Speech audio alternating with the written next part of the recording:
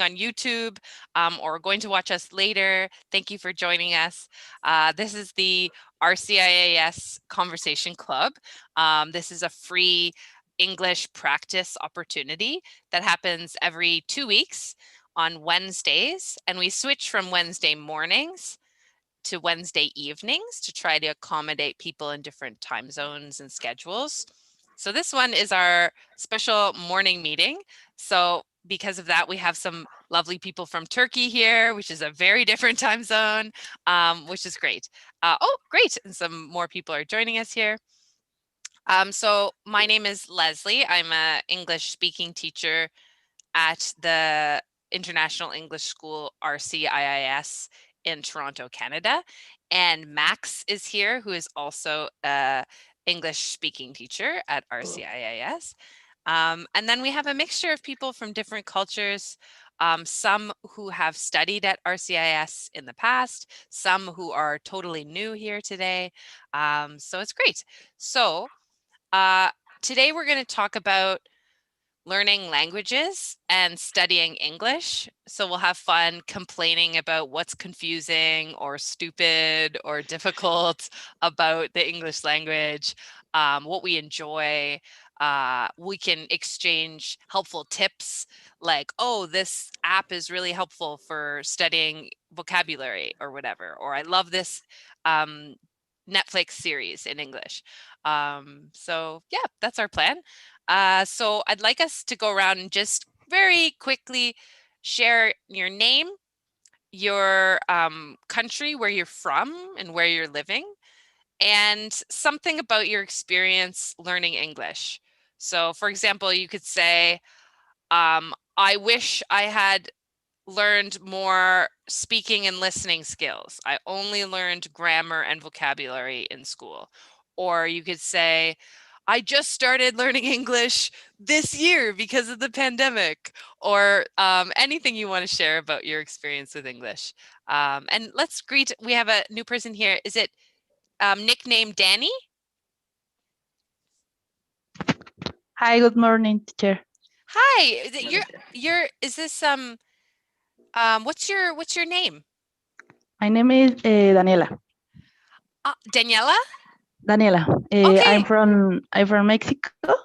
Okay, yeah. I'm 24 years old, and I was bueno, I study in English, intermediate one. Awesome. And you're studying, are you studying English in Mexico right now, these days? Yes. Only every Saturday. Okay, great. Awesome. Okay. Um, uh, great. So you're studying on Saturdays and you do it online? Yes, yes, online. From 9 a.m. to 2 p.m. Okay. Nice. Oh, that's a full day. That's a full day of English. Okay, great. How about Max, you can tell us a bit about you as another teacher here. Sure, yeah. My name is Max. I'm from Canada. I'm from Northern Ontario, but I've lived in Toronto for a long time now. English is my native language, my first language. So obviously I learned it when I was a baby. And I learned it the way you all learned Turkish, Portuguese, Japanese, etc. But I do have some experience learning languages because I went to a French immersion elementary school. My hometown is like half people speak French, half people speak English kind of situation. So I learned French when I was younger. I have a pretty bad speaking skill in French now because I haven't practiced in over 12 years. But I did learn French when I was a child for a long time. And also when I was in my early 20s, I took a class in Toronto to learn Japanese in advance of a vacation I was taking to Japan. Again, though, because I didn't practice for a long time, my Japanese skill is fairly low. But I have some experience of learning languages, and I understand how difficult it can be. Awesome. That's very helpful. Maybe you can say a little something to us in Japanese or French later.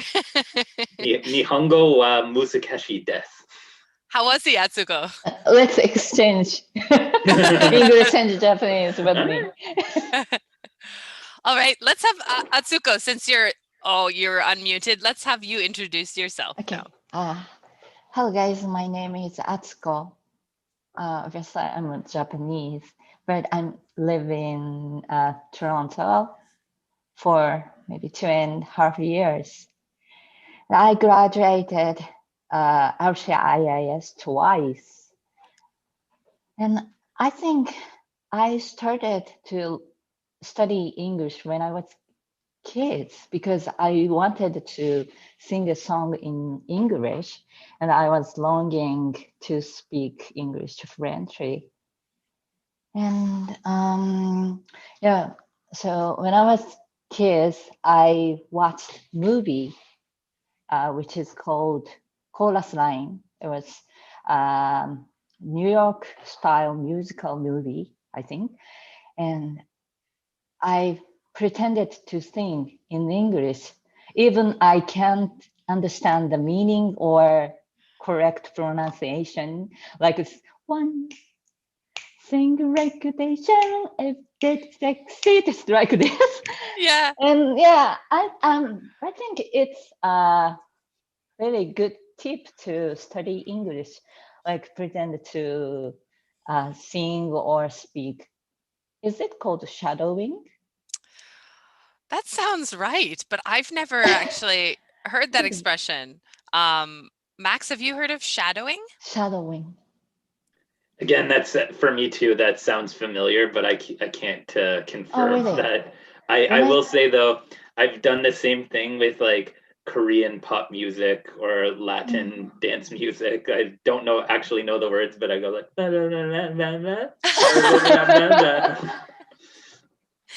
That was a hilarious Yeah. representation. I love that. Yeah.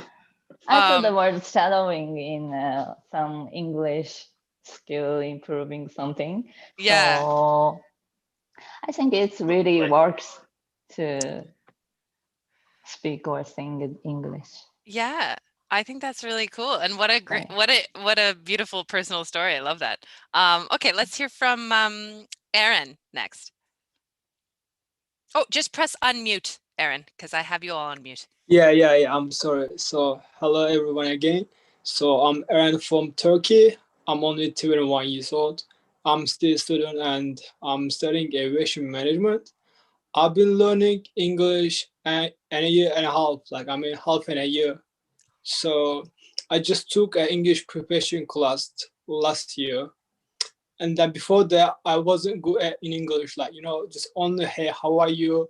Just basic things, like basic conversation. And then I just met some friends from the other country, which is like America or Canada. And then just try to talk with them face to face, like through the FaceTime or some application. Then I just faced my speaking just improving by day by, you know what I mean? Mm-hmm. But I didn't focus my listening and reading skills. So I'm a little bit like, I feel that I'm lack of reading and listening skills. So I only focus my speaking skills. And then, I think, that was my experience of learning English. Very cool. Well, that's great. I think meeting friends who can practice speaking English with you is like awesome because it's so enjoyable and they can help you. And your speaking sounds great. So you could practice your listening with us today. So this is good. Yeah. Awesome. Let's hear from Zach next. Oh, hi everyone again. I am Zach. I'm from Brazil, and actually Zach it's a nickname because my real name is Itzhak. Maybe the Aaron and Samuel it's I don't know if this name is common in Turkey because it's a Jewish name. Yeah, and I'm learning English since I was a kid, but only reading and listening. And then when I finished my college here in Brazil, I decided to start saving money to get an experience abroad. And then I stay in Canada, in Toronto for 6 months, the last winter. Amazing. Okay, great. Lovely. You all sound so great. And how about Samuel next?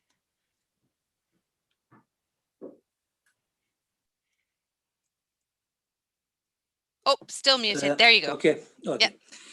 Hi, everybody. Again, I'm from Turkey, as you know. I have been studying English since I started college about maybe 20 years, almost 20 years. But I have made a mistake. I was trying to learn English. I was so centered on the grammar. I was trying to learn English in a formal way. It was a big mistake. Now I realize that it was really a big mistake. We should learn English more natural ways. This is the most important part of learning a new language. The problem is the first problem. We have to convince ourselves that we need to learn English. There is a difference when convincing ourselves. There is a difference learning English and learning a new language. There is a difference because learning English is different from learning a new language because the English is almost dominant worldwide. At least for now, we are talking about 10 years. So we have to learn English to have more information, to share more knowledge, to exchange more knowledge between ourselves in worldwide. So this is very critical to learn English. We have to. This is the first. And learning a new language, as science and research suggested, learning a new language is very fruitful and very useful for brain functioning. So first of all, we have to learn English in a natural way. Try to learn English in a natural way, and then maybe if we are satisfied with our English, we can learn more language because we can do it. Yes, we can do it. It is possible for everybody. And the other point I realized that when learning a new language, as Mrs. Atsuko mentioned, we have to eliminate thinking our native language. Let me give an example. I was in United States, I think 5 years ago. I stayed there about 1 month. I was satisfied with my English in United States. I am not still satisfied by English, but when I was in the United States, I realized that after 2 weeks, I eliminate thinking in Turkish. I was only thinking and speaking in English. This is another point when learning English. So I should kindly recommend the new people, the younger boys and girls, that to go to visit as much country as possible for them. Of course, United States or Canada or Britain. So go abroad. If you want to learn English, stay at least 6 months or 1 year or 2 years or whatever. But you should, if you want to be satisfied with your English, you should visit United States or Canada or another English-speaking country. Awesome. Yeah, definitely. That's why RCIIS exists, because so many students do want to study English or other languages abroad, so they can immerse themselves in the culture and the language. Yeah, and RCIS is gearing up. We're preparing for when we can accept international students again. So we're excited. Great. Let's hear from. Oh yes, Zach. Yeah. I experienced that because I have been in Canada for 6 months, and then after 1 month and a half or 2 months, I started thinking only in English, and that's amazing. That is amazing, because that's not very long to start thinking in a second or third language. Wow. Yeah, but I just started learning English after a few years, and then start to watch some movies and try new conversation clubs here in my city. And then I was like kind of prepared to go there. And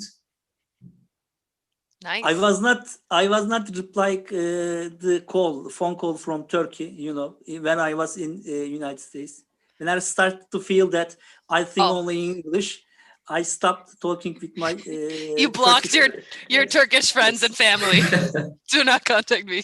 Only 1 month, of course, only 1 month, for 1 month. Well, that's a goal. That's a goal. Okay, and let's just hear from Heiji, and then we'll get more into our conversation. Okay, I'm Heiji. I'm from Brazil. My hometown is Tupã, São Paulo, but I've been living in Bahia for 15 years since I got married. I'm a teacher, and I'm always studying to try to improve my English. For example, when we are talking here, I can understand everything. I think I can communicate in a very good way. I think, and I hope so. But I have to practice my listening when I watch, especially movies. Depends on the movie. I have some difficulties, and I'm trying to make it better. I won't give up, of course. And as a goal for this year, I wanted to watch at least one movie in English per week to practice it. And my husband always also speaks a little English, so we try to speak English. And my two children are studying English too. They've studied English since they are 3 years old. And at home, we try to speak at least the vocabulary, take this, take that, to improve English for all of us. I really love English. This is why I've been working with English too. I'm an English teacher in elementary school, but I'm a kind of teacher who knows that we don't know everything. So all the time we have to study, we have to be in touch. We have, this is why I'm here today, to meet new people, to listen different English, because they are good for my ears. And for example, I have books. So I study. I have my time to study English every week too. Awesome. I suspected that you were an English teacher. When you said a teacher, I was like, she's maybe an English teacher. That's beautiful. And absolutely, I agree. And I think Max would agree that even native English speakers are always learning more vocabulary, correcting our grammar and pronunciation. So everyone can constantly be improving in whatever language, right? Like Atsuko taught me this term shadowing that I haven't read about before. So yeah, it's wonderful to know that there's always more to learn, but you're still, as Samuel said, satisfied with yourself. You're not feeling too embarrassed to try to communicate with people, because that's how you learn, right? So great. Let's start. I love that. Can I check my pronunciation again with you? Is it Heiji? Heiji? Heiji. Heiji. Haiji. Okay, I gotta write that down phonetically for me to remember. Haiji. So I love that Haiji was already talking about her kind of plan. You know, she tries to watch. She wants to watch one English movie per week, and she has her interchange English studying book. So let's start just freely talking about how do we improve our English skills? What are some of your strategies or tips that you can offer each other? Samuel says, go abroad, don't talk to people in your own language, your first language. Haiji says, watch movies to practice the listening. What are some other techniques you guys have found helpful? Yeah, so I would say you can talk to the mirror. Just talk to yourself. You don't need to be shy, and then you how you're gonna improve yourself. Okay, so that's how you improve your speaking and not listening, right, Aaron? I haven't tried that, but it really helps. You will see. Nice. Okay, any other ideas? I'm always doing online quiz. My friend usually says that I'm the craziest person who loves online quiz, English quiz. So I'm always doing something. I like that to improve the vocabulary. And some, of course, there are some words and especially slangs and expressions that I have to guess, to find out. Then I look up in a dictionary or on the internet. But this is one more tip that I use to improve my vocabulary, doing online quiz. And there are many free online quizzes on the internet. So you just, Haiji, you just Google search English quiz. Yeah. And then just do them. Yeah. And as according to we use the internet, then I always receive something. As we know, I think I don't know if you watched it. I don't know the name in English. The movie. Something that everything we look for, everything we chat, everything we try to find on internet, then they send us something. We are connected, people are watching us all the time. So I do that, and I always receive something free. Yeah, I'm still receiving some news from Toronto and Ontario in my Android smartphone. Oh, yeah. Zach, Dilemma das Redes in English, do you know the name of that movie? I can't remember. I don't remember the name in English. It shows exactly what I'm saying. What? A social I think dilemma? a social dilemma. Yeah, social dilemma. Something like dilemma. that. When you watch that movie, you really know that people are watching us all the time. And this is why I receive free online quizzes all the time. Yeah, there you go. So for you, loss of privacy is okay because English quizzes are coming in. Amazing. Okay, let's hear from maybe Daniela. Do you have any English tips for us? How do you practice your English? My tips are listen to music, read books, and practice speak with other people. Yeah. So do you have particular friends or family members that you know they are okay to switch and practice in English with you?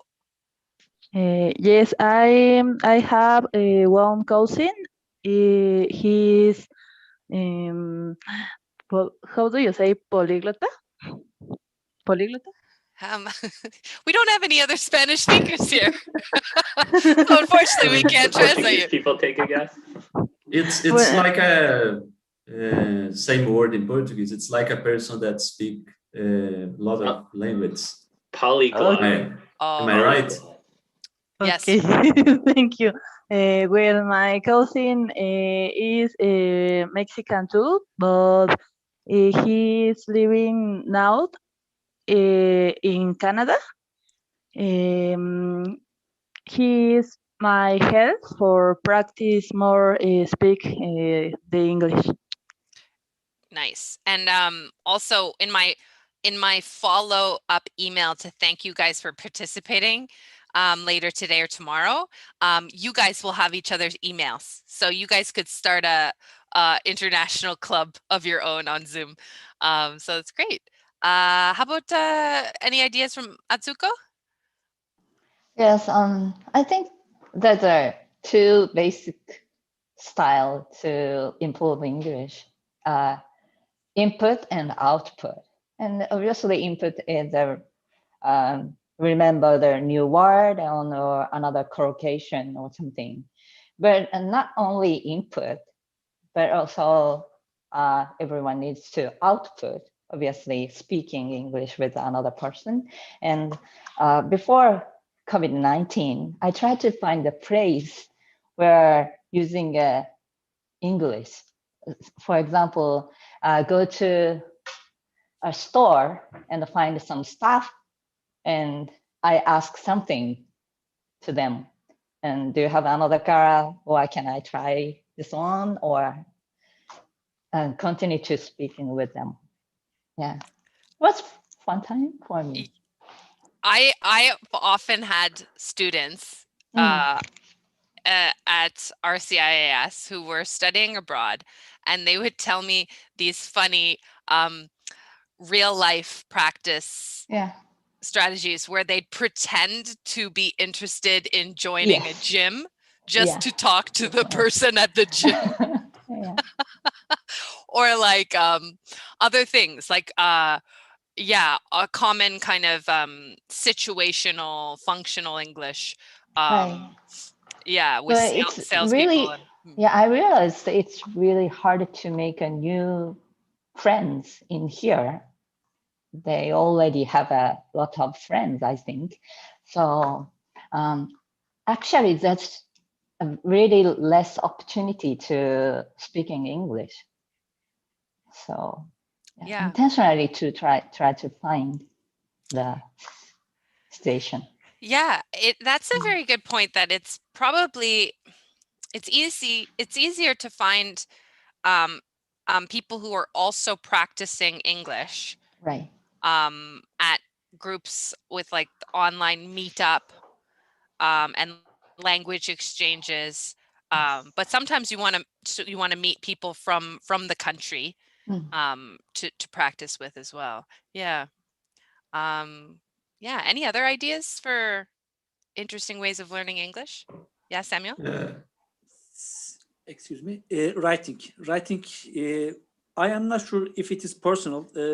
When I write in English, I feel quite satisfied in English, because it is like making new thing, architect. When I write in English, it is very fruitful for me.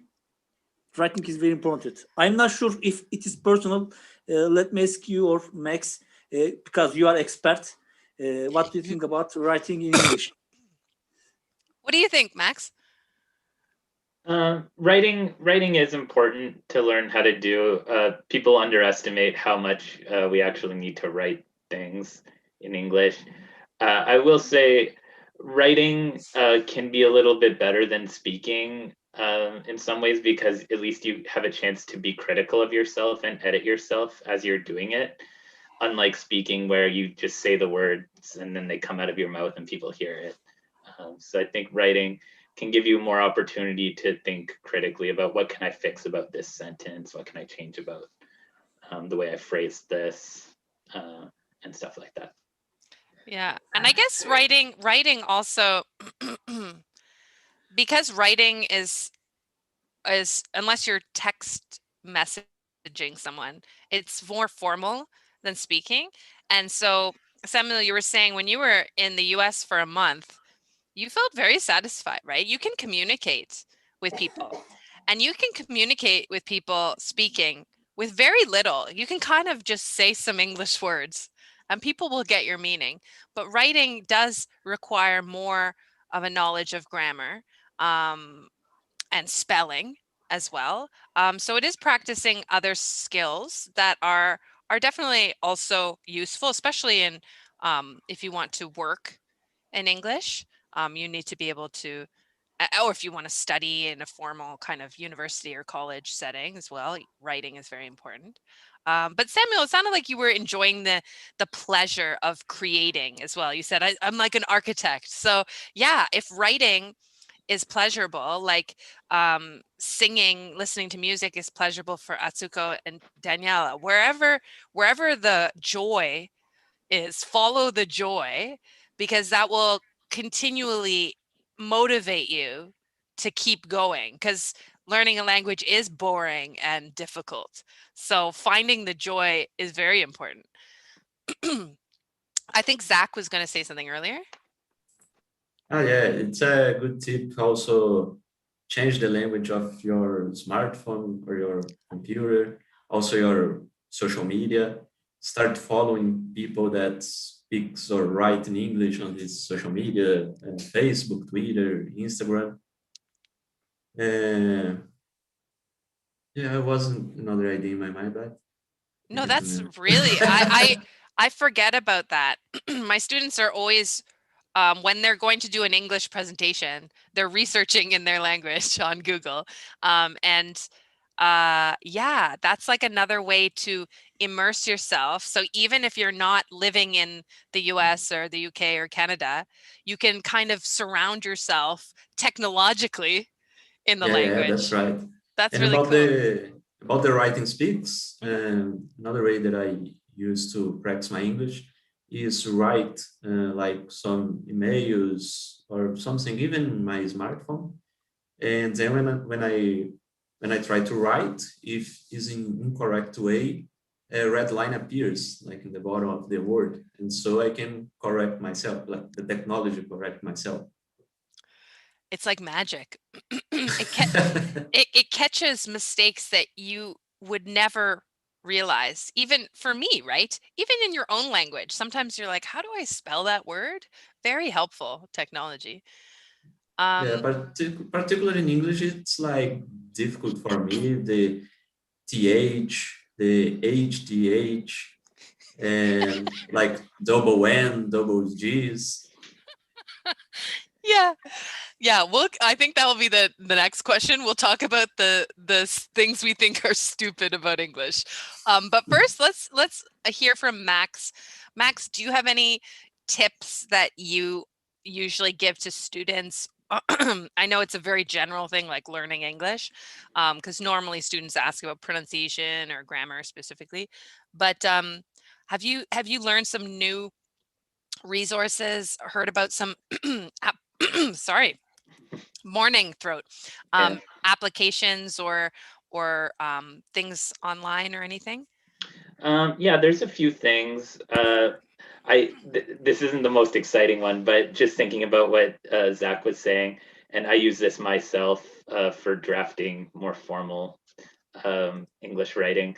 There's a browser add-on called Grammarly, which gives you grammar suggestions to sound more formal or less repetitive or something like that. So if you want to improve your grammar and writing skills, this Grammarly is very helpful, at least for me, because even though I've been speaking English my whole life, maybe there's a better way to phrase something that I just wasn't thinking about when I type something.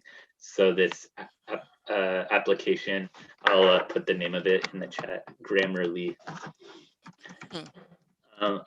I also recommend to my students, if you want to practice your listening, better than watching movies or TV series. Those are good too, but you can rely sort of on what's happening on the screen to see what's happening to give you understanding.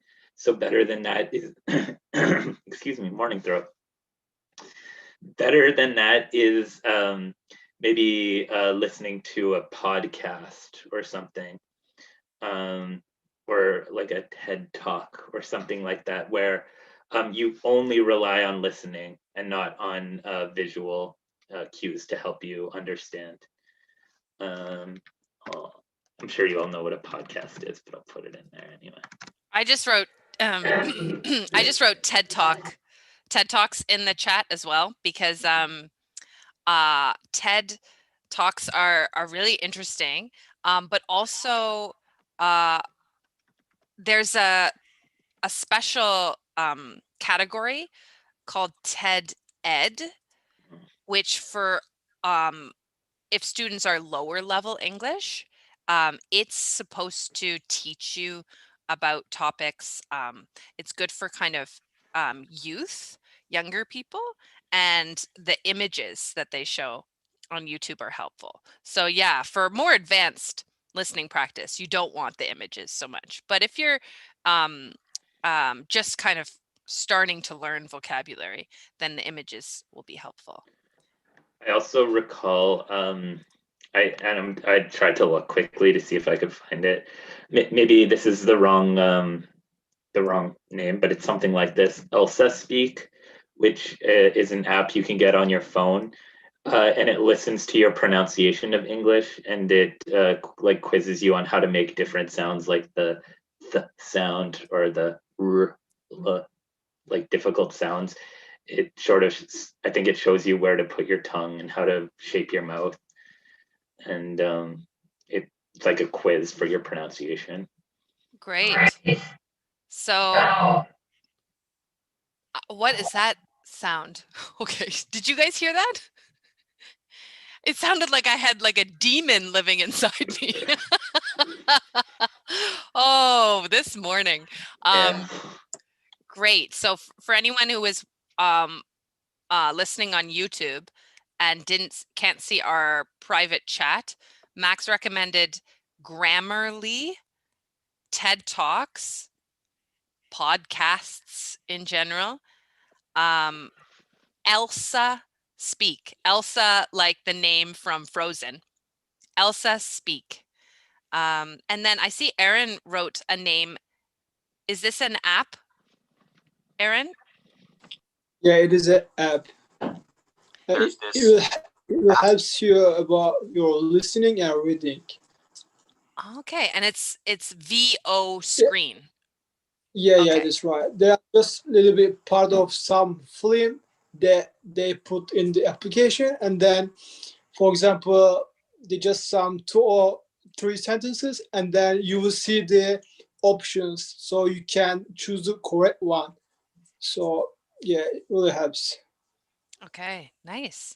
Great. Okay, so let's get into the fun stuff of funny or embarrassing stories about misunderstandings in language or English. Maybe you tried to pronounce a word and your English teacher thought you said a different word.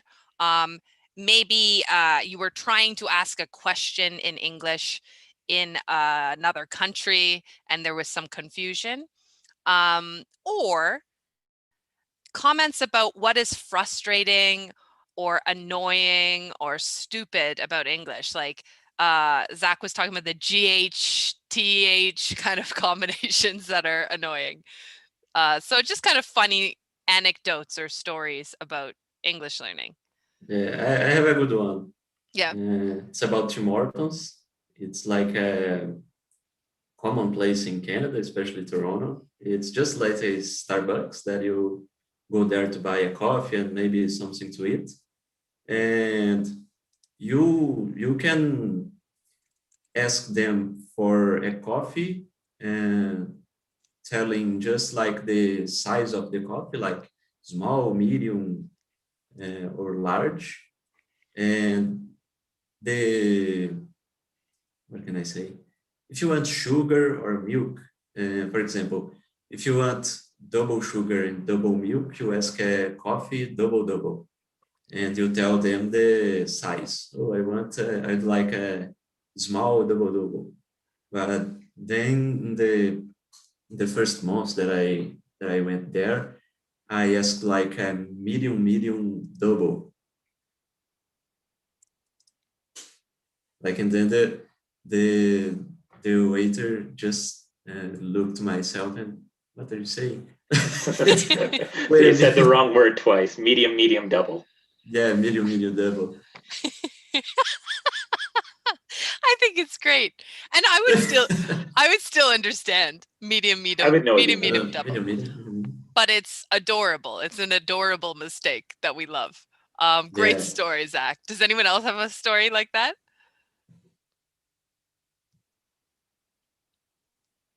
Samuel's got something. Yes, pronunciation between duck and duck. I don't even know what you're. Yes.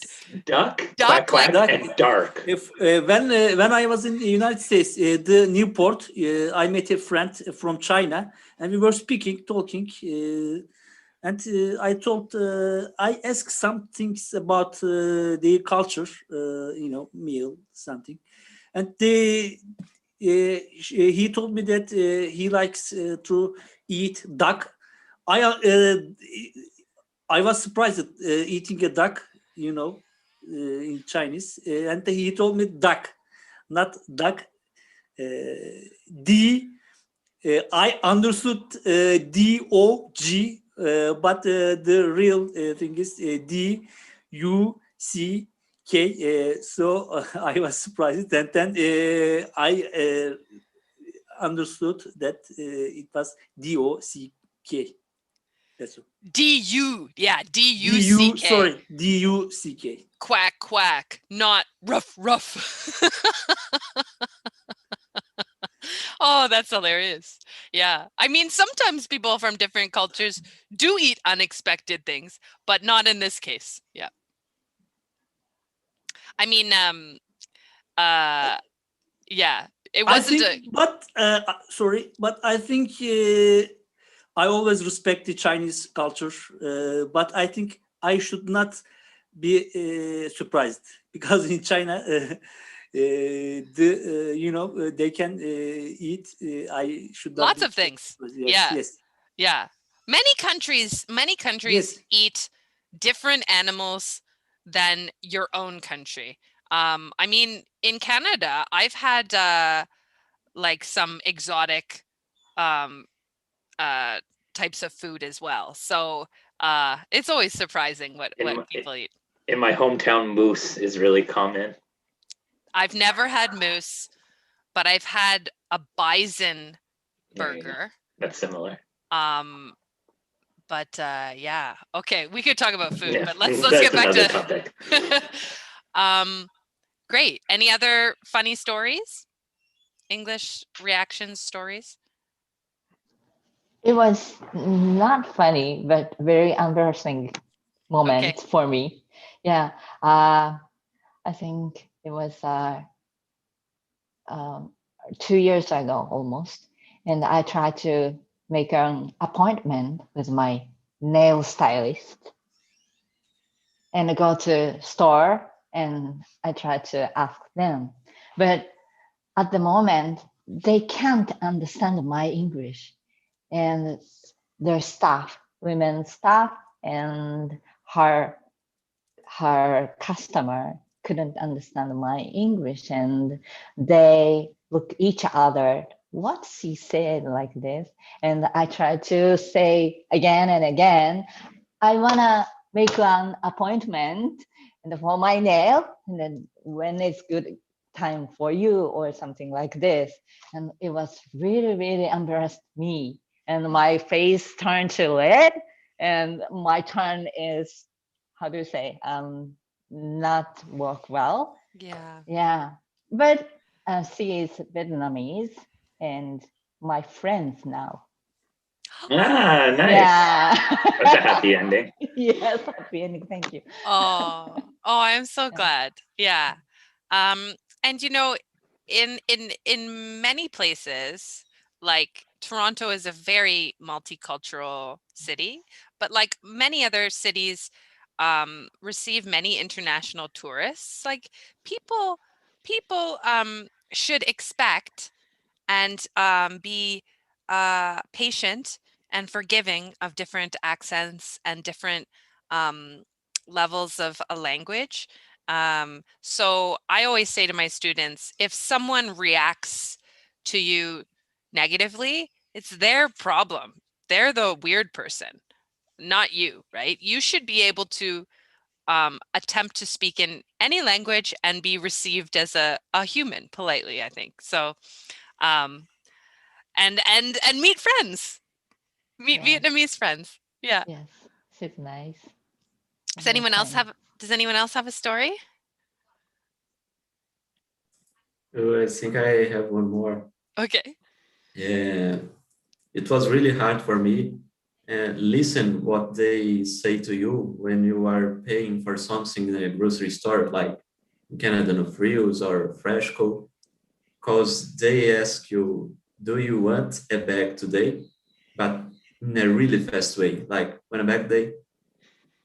And even knowing that they are saying, "Do you want a bag today?" It was hard to me to listen another time and really understand that. Like, "Do you want a bag today?" means, "Do you want a bag today?" Yeah. Yeah. One of my favorite expressions is "know what I'm saying." Do you know I what never I say that. am saying? Know what I'm saying? Know what I'm saying? Know what I'm saying? Yeah. Yeah, let's talk about that's a good one. Let's talk about favorite English words or favorite English expressions that we've learned.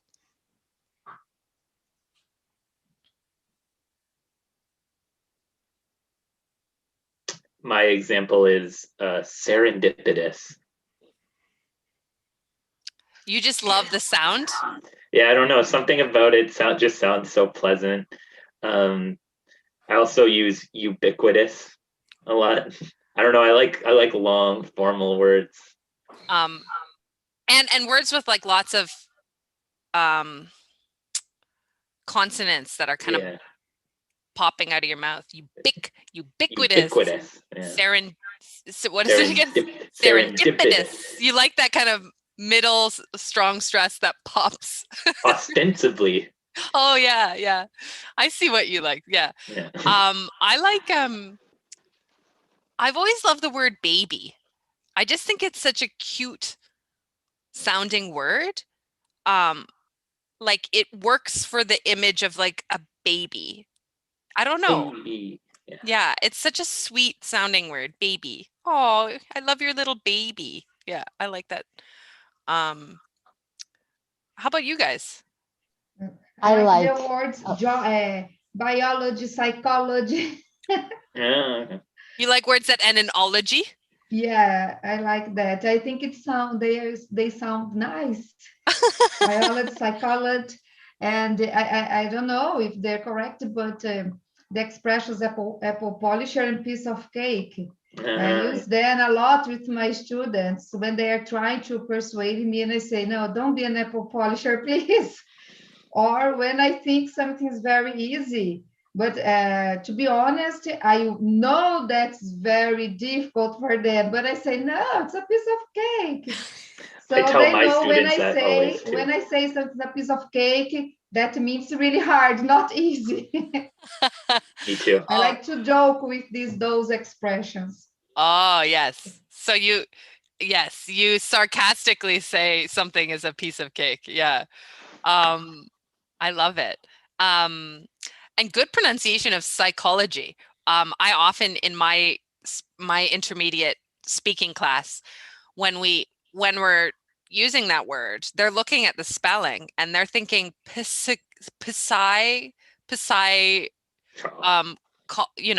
chology, chology, because that's what the spelling looks like, right? Like vegetables, vegetables. No, we usually we say the way we read. That's the problem. Of course, with Spanish and Portuguese, yeah, you're relying on the spelling. They usually say vegetables, not vegetables. Yeah, yeah. Great. How about someone we haven't heard from recently? How about Daniela? What do you find confusing in English? Can you repeat me, please? Yeah. What's types of words or grammar or pronunciation? What do you find difficult or confusing or frustrating? For me, one difficult is the pronunciation about of the verbs when your end is with ed. Yes. Yeah, because if you're coming from a Latin language, you want to say the ed, right? Yes. So students will say, I worked Worked. yesterday, but in English we say worked. Yes. Yeah, we don't always pronounce the ed as like a id separate syllable. Yeah, that is confusing. Yes. What times do you recommend me for practice more this part? I can send you a link to a document. It will show you when you pronounce the ed and when as like a id sound and when you pronounce it with a t sound or a d sound. It's not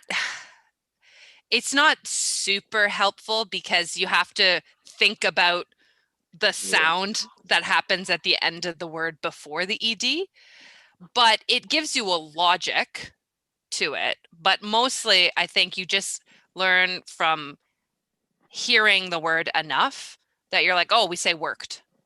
Oh, we say acted. I think it's mostly listening that will help you with that. Is that what you'd say, Max? I agree. If you want to know the sort of general rule, and this isn't true about everything, if a verb ends in its base form with the sound t or d, then you add the extra sound at the end. Wanted, acted, decided. But other verbs either end with t and no extra consonant, extra syllable. Sorry. Depending on what it is, we either say worked or what's a Yeah, I know. It's always hard to remember the one one that ends in just a D sound. R sound. What did you say? Did you give us one? Scared. Scared. Scared is usually an adjective though. Yeah. Yeah, scarred. Scarred. There you go. My ex-boyfriend scarred me. There you go. Good example. Oh, Atsuko finds that funny. My sadness is funny. No, I'm not scarred. I'm okay. I'm fine. Great. How about we haven't heard from Aaron for a while. Aaron, what do you find annoying about English? Yeah. For me, there are some 3 or 4 words in English which is through, though, and thou. Like these are just makes me like confusing sometimes. You know what I mean? Like almost the same spelling, but like just different. Yes, that's a famous example. Like, through, thought, although, tough. Yeah. Crazy OUGH. Get out of here. Any other confusing bits of English? What someone wants to share? What about Manhattan? Manhattan. I always hear this word, Manhattan. Like the spelling. Yes. The writing is maybe the TAN at the end. Tan. Yes. But people don't say Manhattan like this. So yes. Yeah, it really sounds weird and hard to pronunciation. Yeah. Of course. I believe like Toronto and Canada, it's originally an indigenous word, so it's maybe pronunciation doesn't follow English pronunciation. But I might be wrong about that. Well, I think there's two so Manhattan has that as you say, it's like the throat. So that's similar to the word button. Button, right? We don't say button. Button. That sounds like English. But then the middle T in Toronto, I think we eliminate that, Max, because North Americans don't pronounce the middle T's very strongly like the British do, right? That's so true. the British would say little or water, but we'd say little. Water. Toronto. Yeah, true. That's a good point. I didn't think about that. So I think there's two things going on there, but good. Yeah. Hey guys, sorry to interrupt you, but I have to go because I have a meeting now. Yes, and I'd like to thank you for the opportunity, and you, Leslie, Max, RCIIS, and all the other people here, because that was a good conversation today. Oh, thank you so much, Zach. Thanks for joining us. I think Max has to leave because he has something at 9 too. Are you okay, Max? I just have to prepare for something at 10, so I have. Okay. I Okay, but see you, Zach. Thanks so much for joining us. Bye, Zach. See you. Goodbye. Bye-bye. Does anyone else need to leave this minute? No, everyone else is okay. We only have about a minute left of our chat, but does anyone want to share something that they didn't get to? Yes, Samuel? Leslie, can I ask a question about confusion? I wonder that, for example, the pronunciation. Do you understand, for example, if I say water, do you understand that I mean water in English? Yes. I want to learn that. Thank you. Yes. I always say to my students, actually, because sometimes they'll go to Tim Hortons and ask for water, but because of their accent, it's hard for the Canadian Tim Hortons worker to understand when they don't say the middle T, like they're trying to sound like native English Canadian style, but it sounds like, oh. So I say to my students, it's okay to pronounce the middle T. It's very clear and nice. It just is more British style, but that's fine. You can say water, little, Toronto. It doesn't sound like you're not wrong. It's not wrong. It's just a different accent, a British kind of pronunciation. For us, it's very difficult the sound th without, because we don't have this sound in Portuguese. Yep. So it's difficult, and we don't know if you will use f in the place in spite of th. We don't know if you will use t, depends of the words, because the sound is very difficult for us when we are talking using the tongue. Yeah. Because we don't have the sound. Yeah. TH, definitely you want to make it sound different from the F sound, because I do have Brazilian students who will say, I went with my friends, but we don't want the F sound. We want with. So F sound, teeth on the lower lip, but TH sound, the tongue has to be between the teeth. So different sound. So yeah, there's a funny meme I've seen with a cat with its tongue out, and it says, when your English teacher explains the TH sound, because English teachers are like, do like this, you know, it feels wrong and stupid, but that's how you produce the sound. Yeah. But anyway, it's 9 o'clock. So, well, 9 o'clock Toronto time, 5 p.m. for Aaron and Samuel, right? But thank you guys so much for joining us. This was a very fun conversation. I wish we could go longer, but we have to go on to our busy, impressive lives now. And thank you to anyone who tuned in on YouTube. If you are interested in joining this free English club, you can just email RCIIS at contact@rciis.ca, or you can reach out by social media, Instagram, Facebook, and let us know. We love meeting new people from around the world and getting to know new people. So yeah, I think that's it. So let's say bye to YouTube. Have a great Wednesday. Woohoo.